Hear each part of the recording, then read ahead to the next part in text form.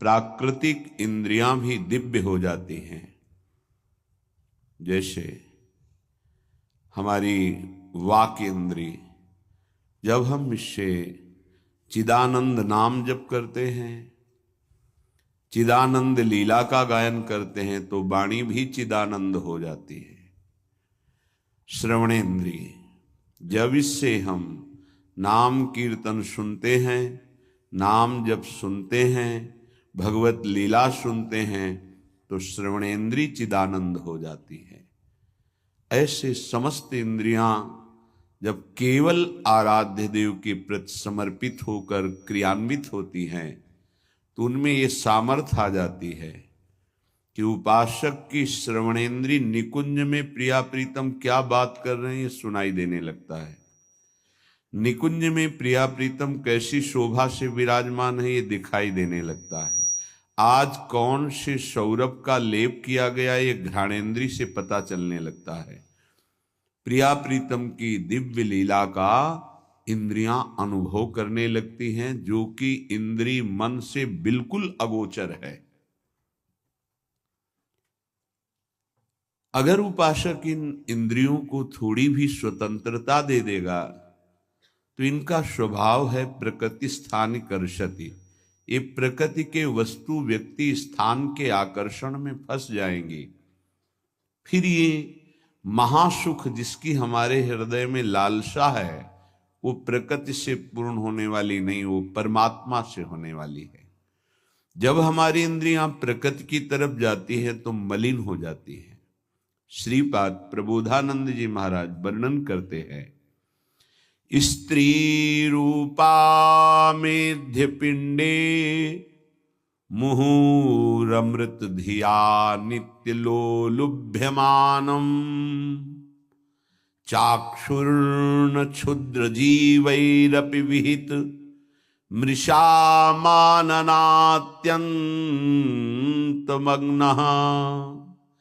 जिह्वामिष्टान्न निष्ठा विरमति नमनाग्वित संगृद्ध अनुचितम हा वृंदारण्य कान्या भवति मम गतिश्चेदहम त्वत्स्थितोऽपि। हे वृंदावन धाम, मेरी बड़ी दुर्दशा है।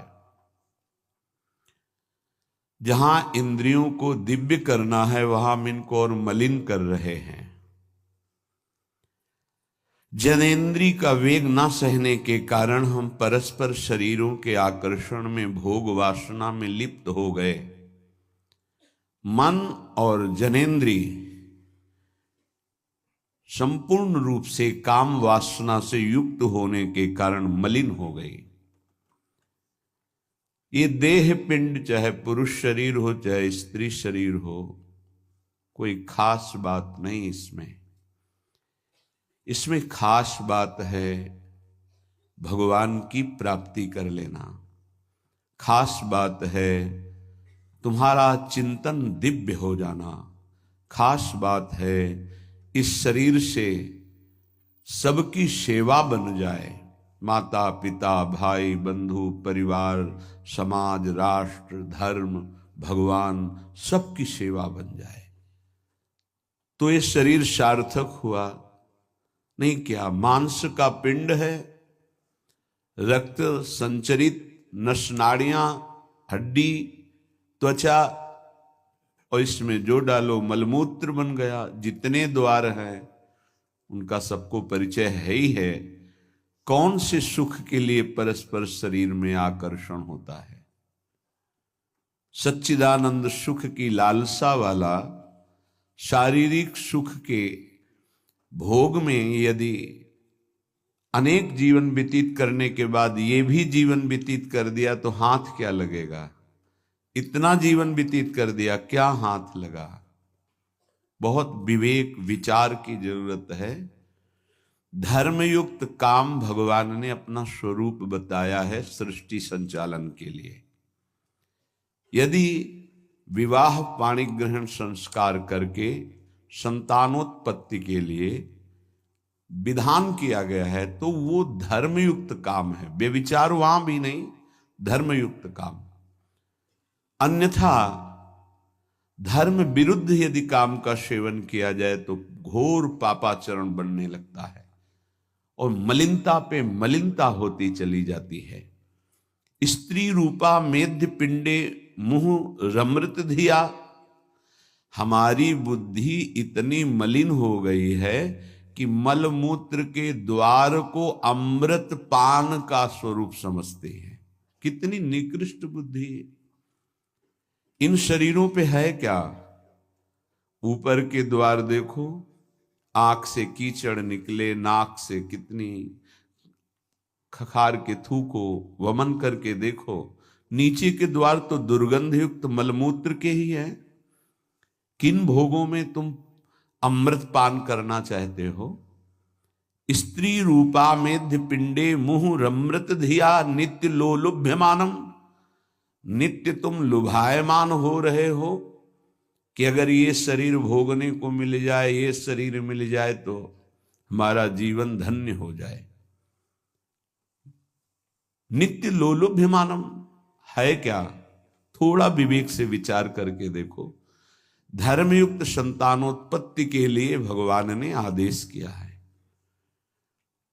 मनमुखी चाल चल करके मनोरंजन करने के लिए ये नहीं बना हुआ है।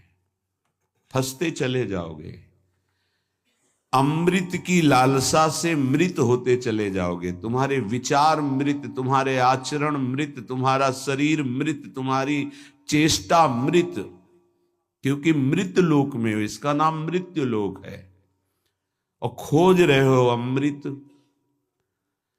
चक्षुर्न क्षुद्र जीवैरपि विहितो, ये नेत्र मिथ्या रूप में लुभायमान हो रहे हैं। चमड़ी ऊपर से गोरी पीली जैसी भी, उसी में हम आसक्त हो रहे हैं। इतने आसक्त हो रहे हैं। परसों एक नवयुवक भाई प्रश्न एकांतिक में कह रहे, जिया नहीं जा रहा, हमको हमारी मित्र ने धोखा दे दिया और हालत भी ऐसी थी कि करुणा लग रही थी कि कृपा करें प्रभु और इनकी बुद्धि को इस दलदल से निकालें। वो जीवन से हारा हुआ व्यक्ति बैठा हुआ है केवल एक बात में कि उसको उसके किसी मित्र ने, मतलब स्त्री शरीर ने उसको धोखा दे के दूसरे से ब्याह कर लिया। धोखा दे के मतलब मन की गति है, इसमें धोखा और सही का क्षेत्र नहीं है। ये तो विचरण करता रहता है, आज ये आज ये आज ये। इसका कोई बिरला इसकी इस गति को रोक दे, वही साधना परायण साधक कहा जाता है। पर ऐसा नहीं होता है। जहां तुमसे बढ़कर कोई मिला तो वहां दृष्टि उसकी जम जाएगी, तुम्हें छोड़ देगा। संसार का खेल यही है। तुम्हारा प्यार अगर सही ठिकाने पे पहुंच जाए तो सार्थक हो जाए। वो प्यार मूर्ति प्रेम के खिलौना दो खेलत हैं प्रेम खेल, प्रियालाल, इनसे प्रेम हो जाए तो निहाल हो जाओगे। पर इनसे प्रेम करने के लिए कठिनता है। पहले सर्वत्र से राग हटावे तो इनसे प्रेम होता है, अन्यथा नहीं। सर्वत्र की ममता बटोर कर इनके चरणों में तब प्रेम होता है। बोले नेत्र दूषित हो गए बस यही देखते हुए। यही दुर्दशा है जीव की। सामने भगवान है चराचर जगत के हृदय में, उनको कोई नहीं देखना चाहता और बाहरी केवल चमड़े को देख करके हम आकर्षित हो रहे हैं। ये चमड़ी ज्यादा दिन नहीं टिकेगी। जिसकी तुम देख रहे हो उसकी और तुम्हारी भी ये नष्ट होने वाली है।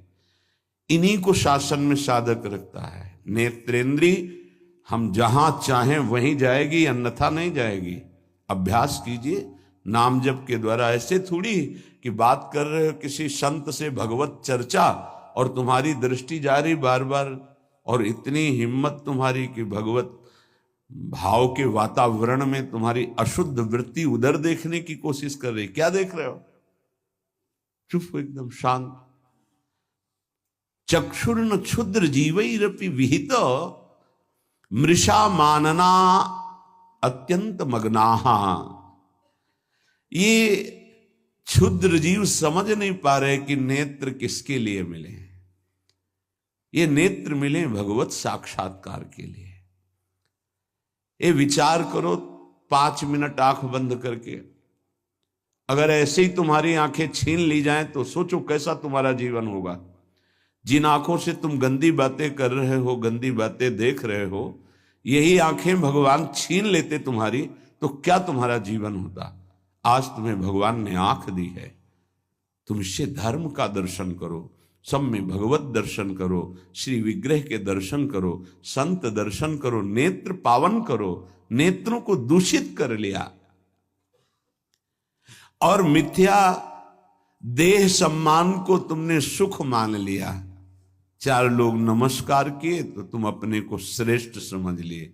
किंचन मात्र भी कोई श्रेष्ठ नहीं है। ये पंचभूत शरीर सबके उसी सामग्री से बने हुए हैं। अंदर जो जीव अंश है भगवान का बिल्कुल बराबर है। अब जो सम्मान और अपमान होता है गुण और अवगुण का होता है, और गुण और अवगुण दोनों मायाकृत है। सुनो तात मायाकृत गुण और दोष अनेक, ये दोनों मायाकृत है। तो तुम किसका सम्मान? माया का। किसका अपमान? माया का। तुम तो मान और अपमान दोनों से परे हो।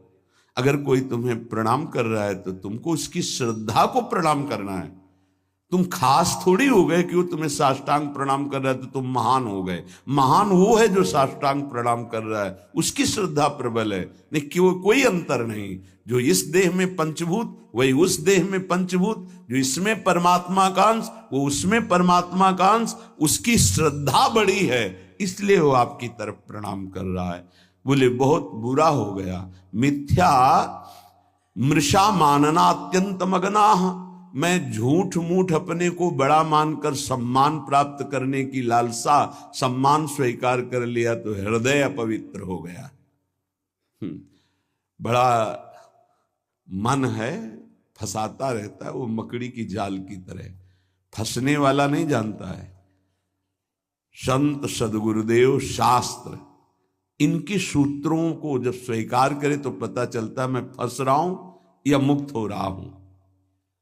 श्रीपाद कह रहे हैं कि देखो, जनेन्द्री ने फंसा दिया काम भोग में, नेत्रेंद्री ने फंसा दिया रूप में। सच्ची अगर सावधान न रहे तो ऐसे ऐसे फंसाव हैं कि जीवन ही नष्ट हो जाता है, पूरा जीवन।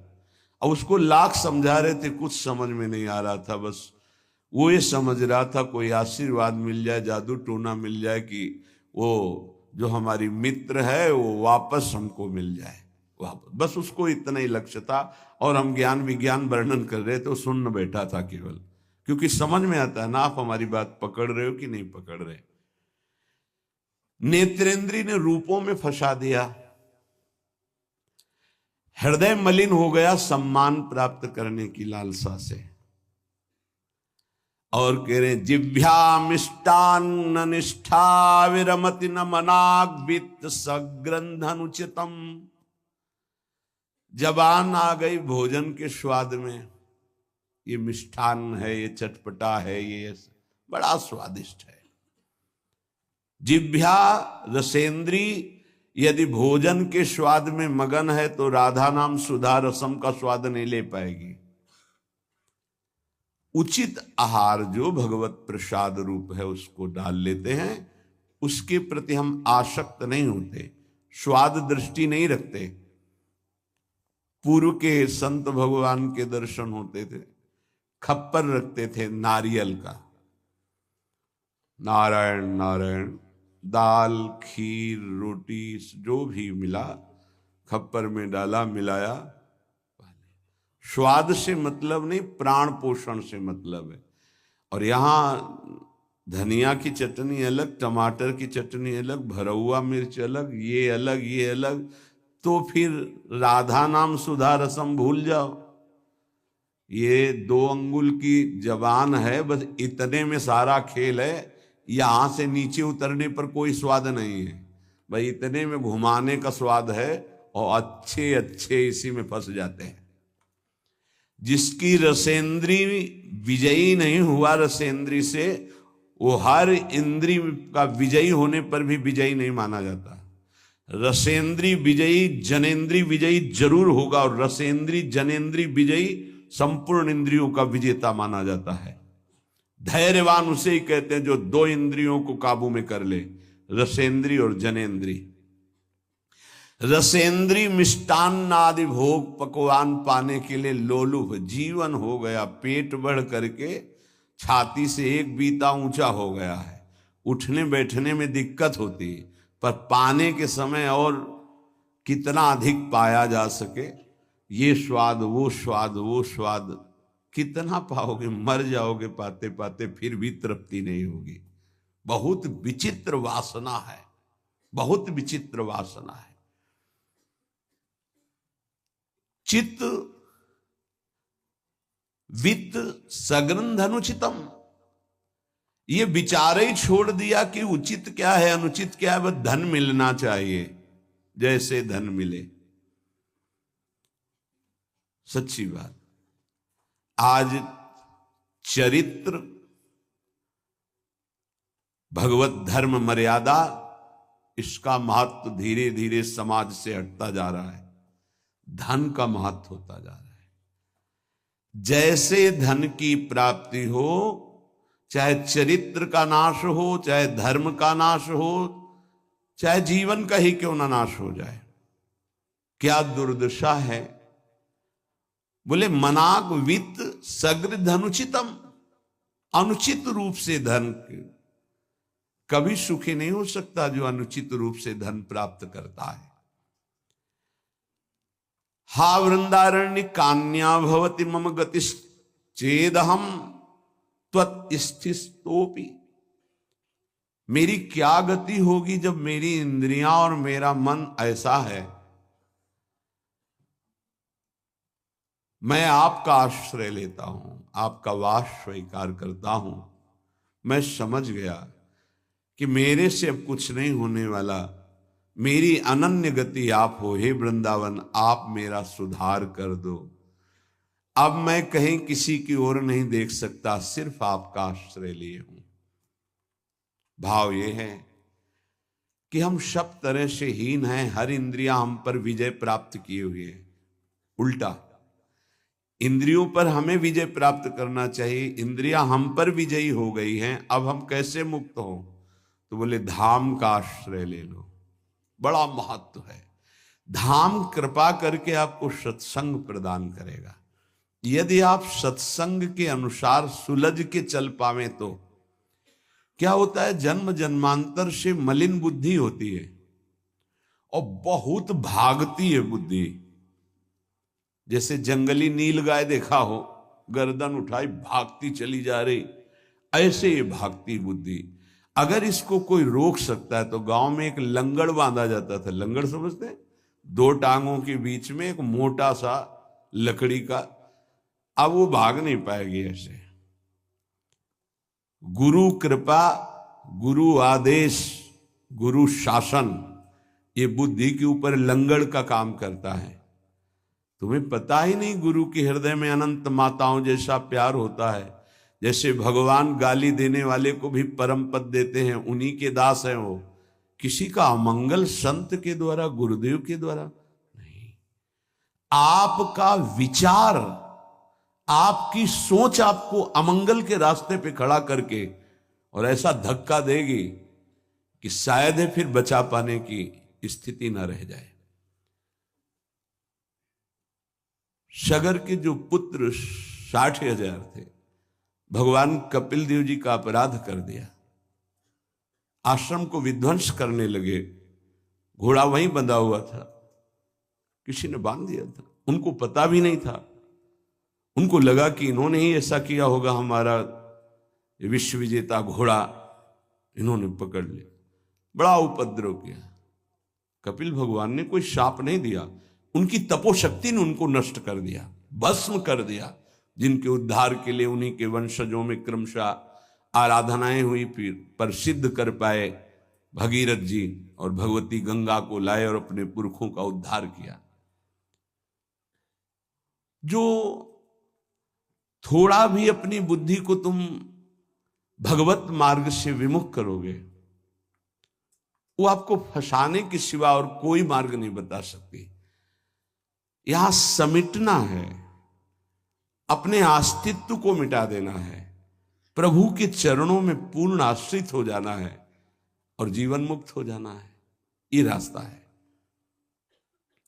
यदि हम भगवत मार्ग के पथिक हो करके थोड़ा भी अपने मन के अनुसार चलेंगे तो मार्ग बदल जाएगा। गुरु आज्ञा तज करें जे बान, यह अधर्म यह सब हानि, कान न रसिकन मेरा है। पर जैसे जंगली नील गाय होती ना, उसको ऊपर कोई शासन बर्दाश्त नहीं, वो जब दलदल में फंसती है तब उसकी चाल रुकती है, अन्यथा नहीं। तो माया प्रपंच का दलदल जब ऐसी बुद्धि वालों को रोकता है तब उनको याद आता है कि क्या मैं कहीं गलत मार्ग पर चल पड़ा क्या। पर जब तक फंसता नहीं तब तक उसे पता ले चल, माया ऐसी बचाव पक्ष से उसको ले जाती कि इतनी दूर पहले ले जाऊं कि ये लौट ही न सके, तब बात बनेगी। श्रीपाद कह रहे हैं कि सब इंद्रियों ने, मन ने हमको अपने अधीन कर लिया। अब तो हे वृंदावन आपका सहारा है, बनाया हुआ सिद्धांत है। रही मन देखी बड़न को, लघु न दीजिए डारी, जहां काम आवे सुई, कहा करे तरवारी। और सिद्धांत उन्हीं का बनाया हुआ है। अगर गुरु चरणों में लघुता आ गई तो विश्व ब्रह्मांड में महत्ता स्पर्श ही नहीं कर सकती तुम्हारा। ये हमारी बुद्धि, ये हमारा मन ऐसा सोचता है कि शॉर्टकट से चले धनी बन जाए, शॉर्टकट से चले परम पद मिल जाए, शॉर्टकट से चले बहुत उत्तम सम्माननीय बन जाए। है बहुत शॉर्टकट है। सर्वस्व त्याग और एकमात्र प्रभु का आश्रय। अभी जो चाहो बन जाओगे, पर सर्वस्व त्याग। आज तक जितने भी महापुरुष हुए हैं सर्वस्व त्याग से। सर्वस्व त्याग का स्वरूप किसी के नामे कर देना सब प्रॉपर्टी नहीं, अपना अस्तित्व मिटा देना। अम्बरीश जी चक्रवर्ती सम्राट हैं पर अपना अस्तित्व नहीं है, तो क्या हुआ? सुदर्शन चक्र उनकी रक्षा में है और भगवान दुर्वासा जी को द्विज कहते हैं और अम्बरीश जी को भक्त कहते हैं। अहम भक्त पराधीनो अस्वतंत्र इव द्विज। तो मैंने वृंदावन का आश्रय लिया, अब वृंदावन संभालेगा। तो वृंदावन किस रूप में संभालता है? संत रसिक सदगुरुदेव के रूप में संभालता है। यदि हम ना उनकी आज्ञा का पालन करें, अवहेलना करें, तो बड़े कृपालु हृदय के होते हैं जो संत हैं। संत सरल चित जगत हित, जानि स्वभाव स्नेह।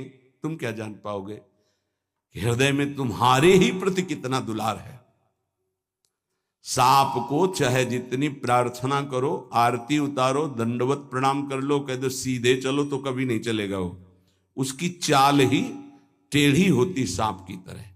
ऐसे जो कुटिल बुद्धि के होते हैं, हाथ जोड़ो, पैर छुओ, दुलार करो, गले लगाओ, जीवन दे दो, लेकिन वो सांप की तरह ही कुटिल बुद्धि से चलेंगे। उनका जो विषैला स्वभाव है वो उनकी आध्यात्मिक शक्ति का नाश करता है। उनको लगता है मैं बहुत बड़ा अध्यात्म कर रहा हूं। अध्यात्म कहां से होता है? गुरु आज्ञा से होता है। अध्यात्म कहां से होता है? गुरु मंत्र के निरंतर सुमिरन से होता है। अध्यात्म जिसके अंदर है तो त्रिभुवन का संपूर्ण वैभव उसको मृत तुल्य लगता है। मृत तुल्य, न पारमेष्ठ्यम न महेंद्र दिष्ण्यम।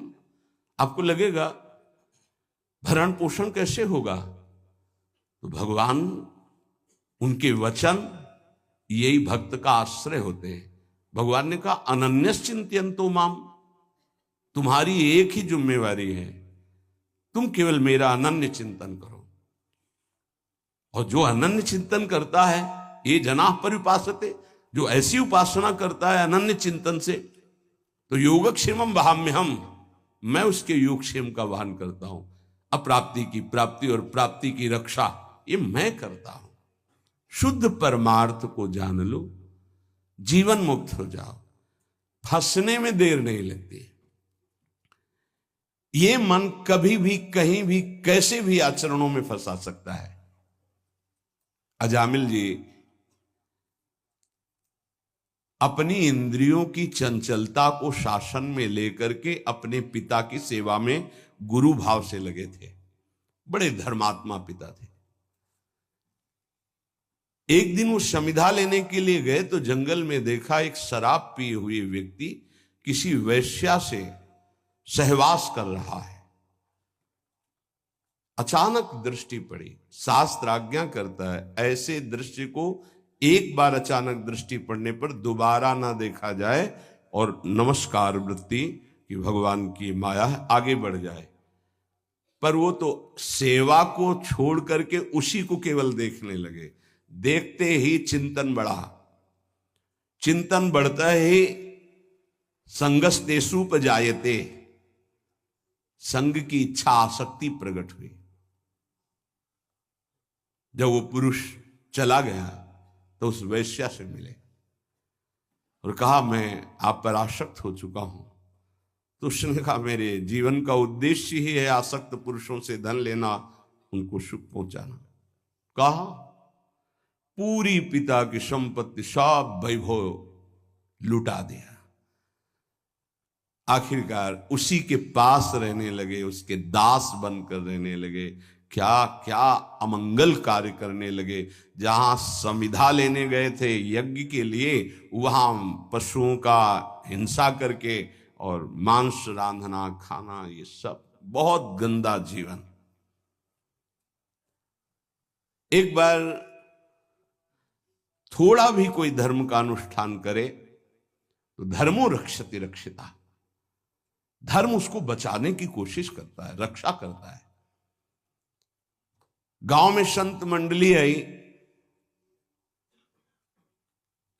मंडली ने पूछा यहां कोई पवित्र उदार संत सेवी का घर हो तो बताना, वहां आज हम रुकना चाहते। पूरी संत मंडली ठाकुर को भोग लगाएंगे, आरती पूजा और सुबह चले जाएंगे। हाँ, उन्होंने कहा सबसे ज्यादा पवित्र अजामिल है गांव के बाहर, जो वो बगीचा भी सामने वाला उन्हीं का है, वो वैश्या का था। संत स्वभाव विश्वास से होता है। संतों का स्वभाव जो सिद्ध होता है वो विश्वास से होता है। आज तक कभी ऐसा संशय नहीं होता कि आदमी ऐसा बोल रहा है तो इसमें कुछ झूठ भी हो सकता है क्या? नहीं। पर बाद में ऐसा लगता है कि इनको सत्य बोलना आता ही नहीं है। संसारी आदमी को आचार्य की बात फिर याद आती है, पाए जान जगत में सब जन कपटी कुटिल कलयुगी टंचु। कपट और कुटिलता के बर्ताव किसी और कुछ आता ही नहीं। कई बार सत्संग में प्रार्थना की कि एक जगह ऐसी रखो जहां झूठ मत बोलो, कपट मत करो। गुरु दरबार, दंड दो या पुरस्कार दो, आपके हैं, गलत हैं या सही हैं आपके सामने है। एक जगह तो, पर और जगह सब फिट हो सकता है, एक जगह जरूर छल कपट करेगा, क्योंकि पतन वहीं से होता है। जीव का पतन वहीं से होता है। जहां गुरुजनों से कपट और छल किया गया, माया जो कपट का जाल और छल का बिछाती, उसे कोई नहीं काट सकता। माया के जाल को कोई नहीं काट सकता। काटने के लिए गुरु प्रसन्न साहब अनुकूला। जैसे हमसे बोला जाता है, संतों से बोला जाता है, अक्षरशः लगता है सत्य बोल रहा है, संशय ही नहीं, क्योंकि विश्वास की धरा से ही चला जाता है, विश्वास ही होता है। तो संत जनों ने जाके वहां डेरा लगा दिया। ठाकुर जी विराजमान के आरती पूजा शुरू, इतने में देखा एक मलिन वस्त्र पहने और एक हिरन कांधे पे टांगे और अस्त्र लिए हुई वहां। अजामिल ने जीव ही संतों को देखा तो संत दृश्य जी में पातक टरई, हृदय एकदम आर्त भाव से रो पड़ा और याद आई वो बात कि जब मैं जवान था तो कैसे धर्म का अनुष्ठान करता था, कैसे मैं पिता की आज्ञा से भगवत आराधना में, हाय मेरा जीवन किस तरह नष्ट हो गया।